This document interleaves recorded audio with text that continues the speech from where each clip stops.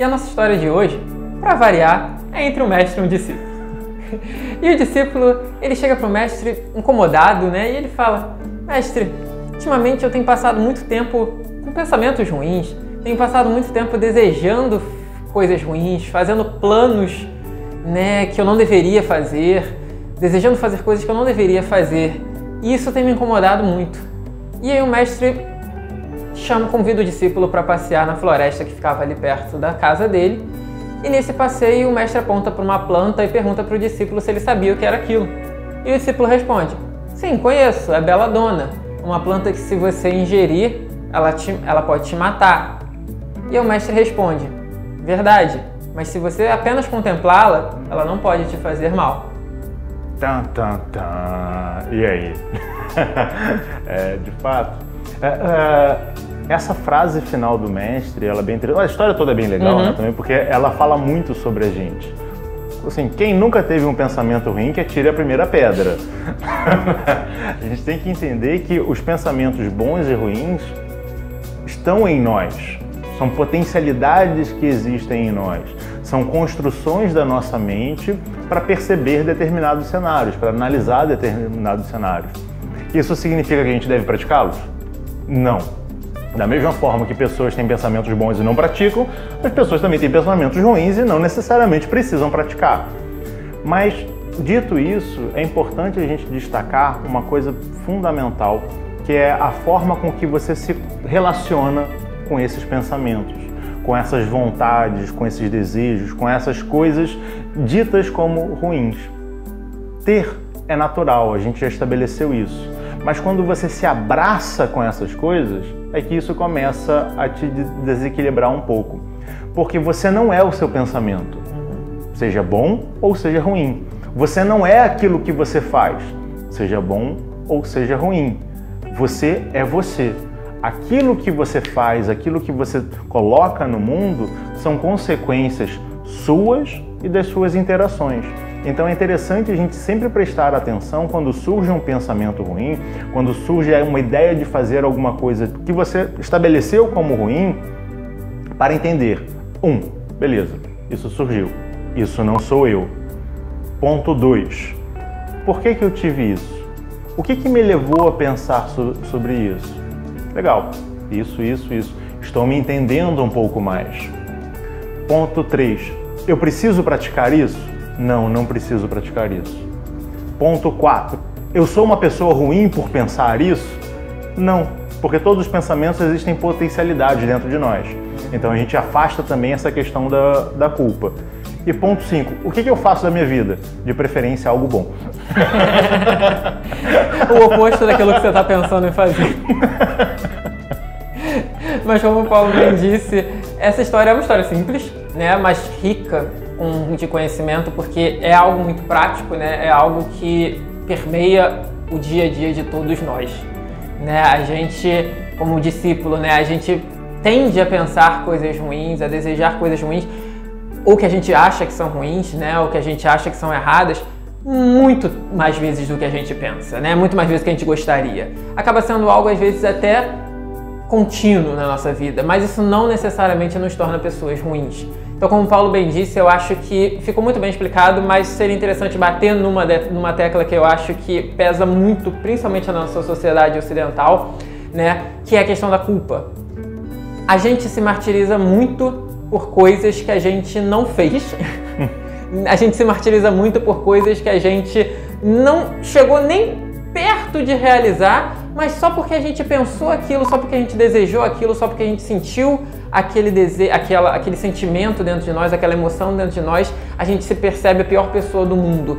E isso acaba fazendo com que a gente, de fato, tire potencialidade nossa de fazer coisas que são positivas. Porque quando a gente se ocupa demais em se culpar e se lastimar por coisas erradas que a gente pensa ou que a gente deseja, a gente joga energia para isso. A gente, mesmo sem realizar aquilo, é engraçado, a gente consegue quase que adquirir as consequências daquele ato mesmo sem praticá-lo, né? Porque, tipo, o pior dos mundos. O pior dos mundos, exatamente. Porque você está colhendo frutos que você nem semeou. Você está colhendo frutos internos que estão na sua mente. coisas que na verdade você não deveria, você não tem por que se agarrar, coisas que você não tem por que carregar com você. Então, entenda que assim como aquela planta pode te matar caso você faça uso dela, mas ela não tem poder de te ferir se você apenas contemplá-la, os seus desejos, as suas vontades negativas, né? Os seus pensamentos ruins, eles não vão te fazer mal desde que você não dê energia a eles, desde que você não carregue eles desde que você não os carregue energeticamente, desde que você não os realize. Ter eles, percebê-los, não vai te fazer mal. Ter eles e percebê-los não vai te tornar uma pessoa ruim, não vai te tornar uma pessoa pior. Não, vai te tornar uma pessoa normal, como todas as outras pessoas do mundo que vão ter esses mesmos pensamentos que você tem. Inclusive o mestre. Inclusive o mestre, exatamente. A diferença do mestre para o discípulo é que ele não se culpa pelos pensamentos ruins que ele tem. Ele entende que aqueles pensamentos existem, ponto. Mas ele não faz uso deles. Então, basicamente, eu acho que essa acaba sendo a mensagem final, assim, a mensagem principal dessa história. Entenda que coisas vão existir, mesmo aquelas que você gostaria que não existissem. Mas o que você faz com essas coisas é que vai de fato determinar algo positivo ou algo negativo para aquilo, para aquela ação. Um ponto interessante, só para a gente arrematar e já concluir em relação a isso, existe um ditado que fala que cabeça vazia, oficina do diabo. O que é cabeça vazia? É quando a sua mente não está ocupada.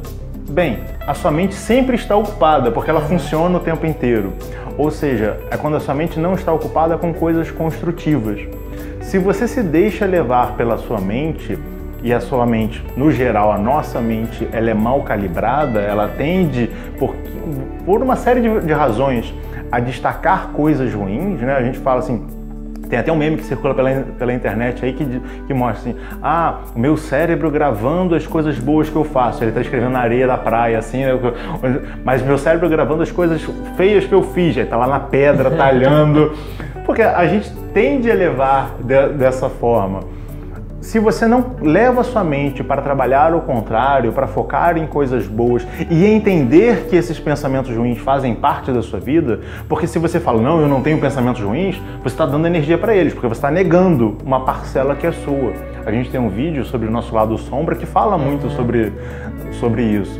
Então é importante você saber que ele faz parte de você, ponto. Mas você precisa fazer alguma coisa. Esse alguma coisa dependendo do caso, fazer uma terapia, participar de grupos de estudos para se desenvolver mais, dar uma olhada em catarse.me/pedra de afiar para conhecer os nossos grupos de estudos, mas também ocupar a mente com coisas boas. Qual é a qualidade dos vídeos que você consome? Qual a qualidade dos livros que você consome? Qual a qualidade das conversas que você possui?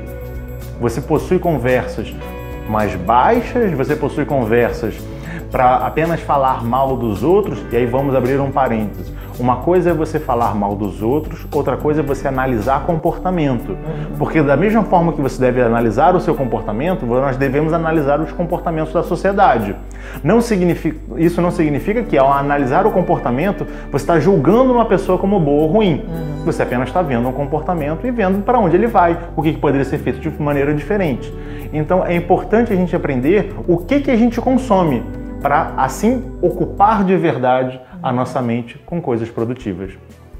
E até a próxima. Tchau, tchau. Tchau, tchau.